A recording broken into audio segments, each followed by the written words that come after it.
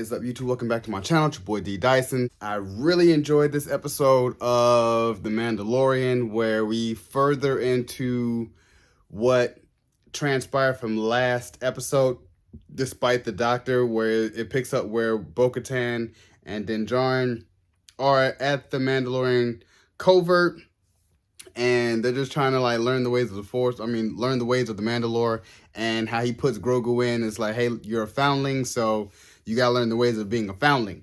And then it skips to a big giant, kind of like a pterodactyl bird, snatching up one of the foundlings and taking them over to its nest. And we kind of go through what Mandalorians would do in that aspect. And that's where I loved it, because you got to see the way that they do things, especially when Bo-Katan is you kind of see that leadership aspect where she's coming from, like, hey, I tracked it, I had to do this, you guys are doing that, and I followed the bird with my ship and found its coordinates, and then we'll have a hunting party and then go from there. So that's why I kept telling myself I like that aspect of they're slowly building who's going to be the actual ruler of Mandalore. Is it going to be Bo-Katan or is it Din Djarin? Because you still had where they went on the hunting party and found out from Pav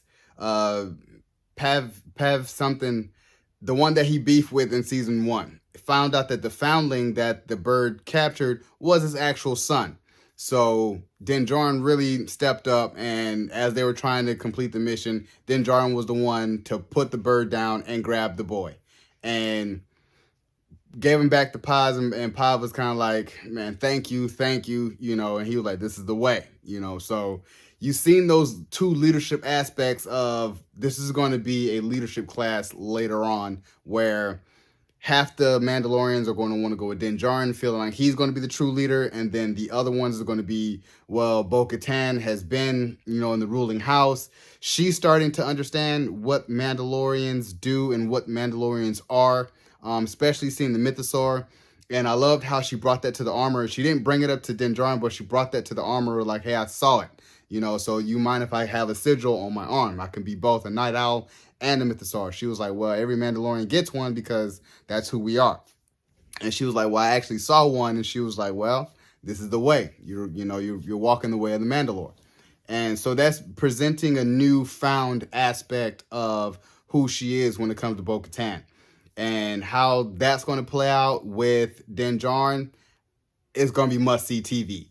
I love the aspect that we finally got who saved Grogu, which is Kelleran Beck. And a lot of people probably might be familiar with him. I think in Clone Wars, or he was in Rebels, but I was like, that's kind of like similar to a Mace Windu, if I'm not mistaken. Feel like he might be related to Mace Windu, so I was like, okay, cool. Finally got to see who saved Grogu and put him on the path. And pretty sure that Kelleran Beck is out there somewhere, and I can't wait for this to kind of go tenfold with Cal Kestis, Ahsoka. I think they're going to explore more of this in Ahsoka. How she's just that rogue Jedi, but she's going to run across a legion of different Jedi in different places. So I'm here for it. This is one of the better episodes of this season.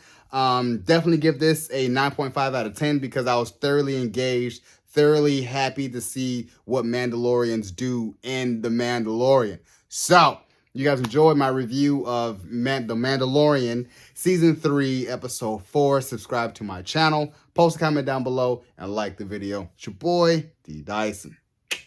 Peace.